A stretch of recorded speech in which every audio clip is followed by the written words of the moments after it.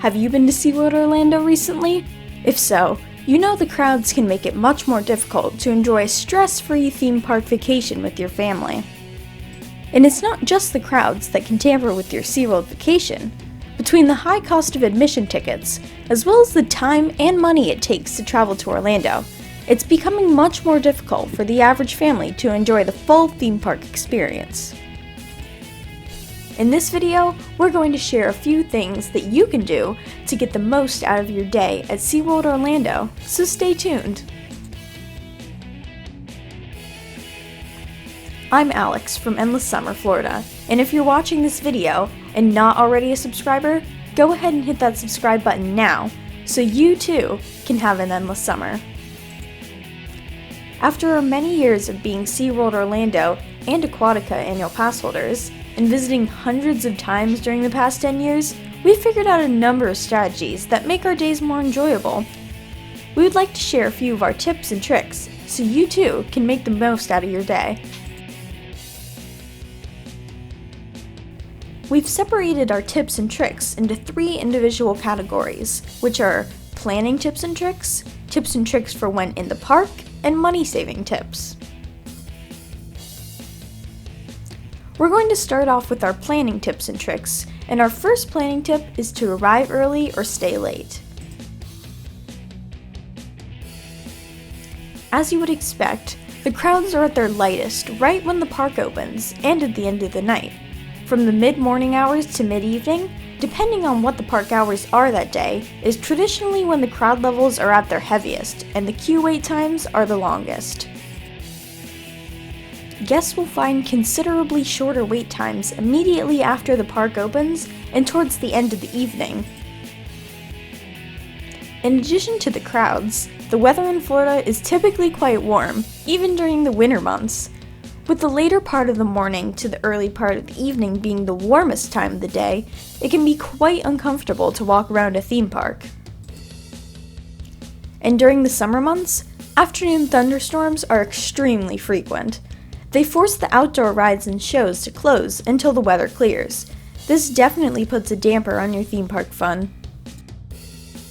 If it can be arranged, try to avoid as much of the middle part of the day as possible. If where you're staying is not close enough to SeaWorld for this to be practical, then pay attention to our next tip, which is to stay at a SeaWorld official or partner hotel. Unlike some of the other Orlando theme parks, SeaWorld does not have any on-site hotels. However, it has a number of official hotel partners that provide a fair amount of benefits for your visit to SeaWorld. As of spring 2020, there are 11 official hotel partners that are all within 1 mile of SeaWorld and walking distance to the front gate. Here's a list of these hotels, and we will put a link in the description below if you want more information on any one of them. Our favorite official hotel is the Renaissance Orlando at SeaWorld, which is located directly on the other side of Sea Harbor Drive, and is a very short walk to the front gate. This hotel has an amazing lobby with several places to eat, a great pool area, and a small water park and splash pad for kids. In addition to official hotels, SeaWorld has these 5 partner hotels. The benefits of staying at a SeaWorld official or partner hotel are comparable to those offered by on-site hotels at Walt Disney World and Universal Orlando. Visit our blog post at endlesssummerflorida.com for a complete list of all the benefits of staying at official and partner hotels. We will put a link for you in the description below. There is an extra special benefit which guests receive when staying at official hotels, which is a complimentary one-time Quick Queue Pass for SeaWorld. Quick Queue Passes are similar to Disney's Fast Pass and Universal Express, where guests go to a separate queue which is traditionally much shorter in wait time than the standby queue. This free benefit is available for each guest staying in that particular room, and we've had as many as 5 people eligible for Quick Queue. You'll find that the Quick Queue benefit is a one-time pass, as SeaWorld sells an upgraded pass which allows for unlimited front-of-the-line access. As of spring 2020, the Quick Queue Pass at SeaWorld Orlando is available for a number of the most popular rides and attractions. There is a complete list of all these rides in our blog post, so make sure you check that out.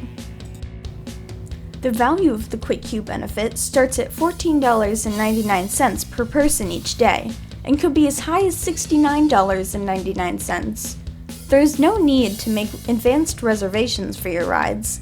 You can just show up to the park and enjoy your day. We and the Summer feel that Quick Queue is the best hotel benefit to have when visiting a SeaWorld theme park, and really a game changer to the theme park industry as a whole, since the long wait times are typically the biggest complaint when visiting a park. With this benefit, you'll have the flexibility to choose when you want to visit a particular ride or attraction, without it interfering with other scheduled plans during the day.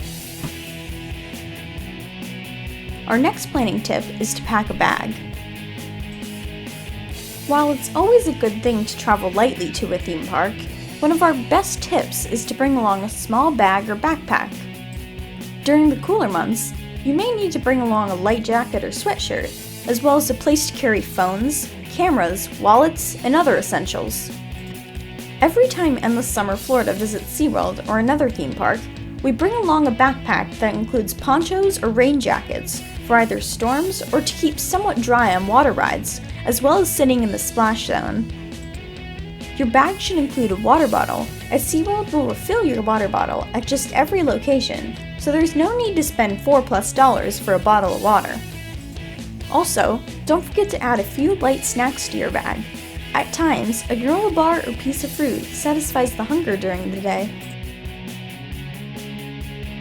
Next is our tips and tricks when in the park, and the first tip is to ride the roller coasters first thing in the morning after the park opens. SeaWorld is known for its roller coasters, which are some of the most thrilling in all of Orlando. Since these are the most popular rides and demand the longest wait times, guests should visit these rides immediately among park opening. If you're staying at an official hotel and have a one-time quick queue, save that for later in the day and go directly to the park entrance to Manta. Then you can hit Kraken and Mako immediately afterwards. At the park opening, you should most likely see that all 3 coasters will have wait times less than 15 to 20 minutes. If you get lucky and there's no line when you finish your first ride, go ahead and re-ride that particular coaster if you are so inclined. If the park opens at 9 a.m. with average summer crowd levels, you should be able to finish riding all 3 coasters by 10 a.m., making this a very productive start to your day. This will leave the remainder of the day to visit the less popular attractions and enjoy shows that will have lengthy wait times. Our next tip is to visit the animal encounters. What makes SeaWorld unique from all other Orlando theme parks is their large offering of animal encounters. Many of these attractions are exhibits and shows which do not have lengthy wait times. These attractions are perfect for children that may not be tall enough or willing to ride the roller coasters or some of the other thrill rides. Here are some of the animal encounters you'll find at SeaWorld.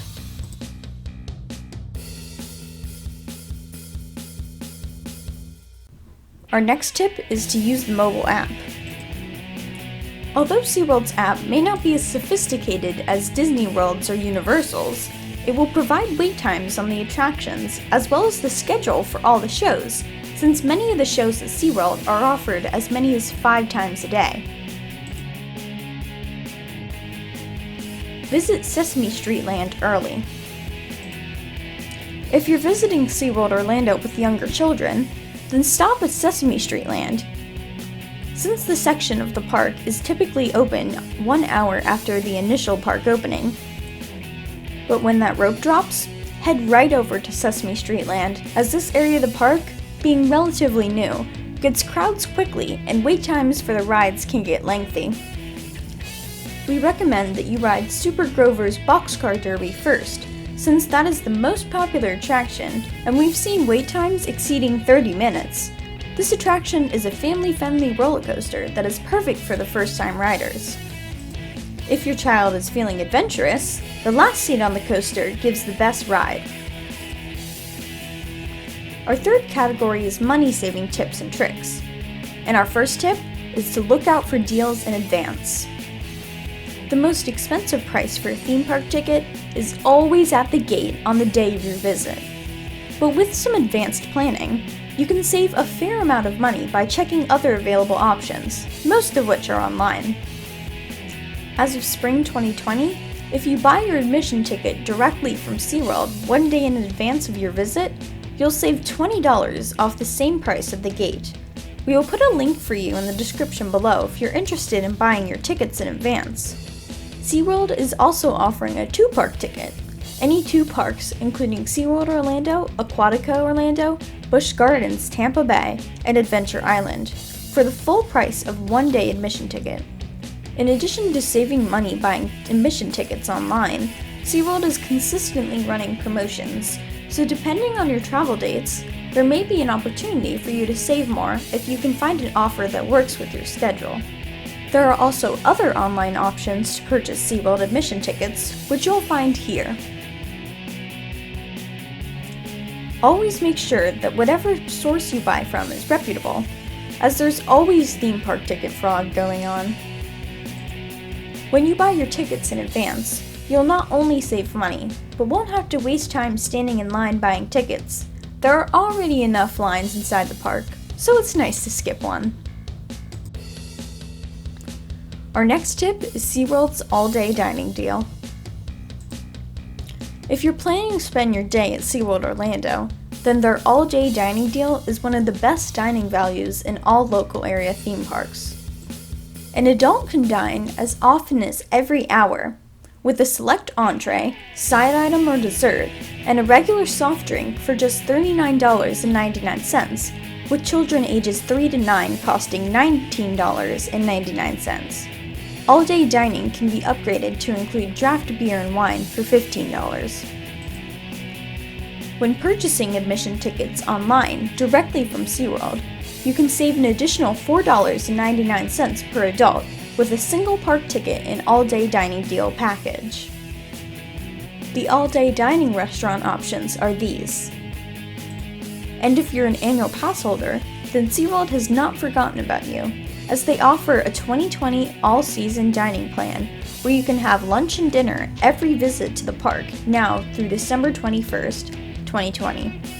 This pass is limited to 2 meals per visit and alcohol is not included, but at a cost of just $119.99, it's unbelievably good value for your money. Our most important tip at SeaWorld is to have fun and enjoy the day, because that's the reason you take a vacation. But before you go anywhere, you need to click on the video below to check out our top 5 rides at SeaWorld Orlando. After you finish watching, let us know which ride you like the best. I bet it will be one of the roller coasters.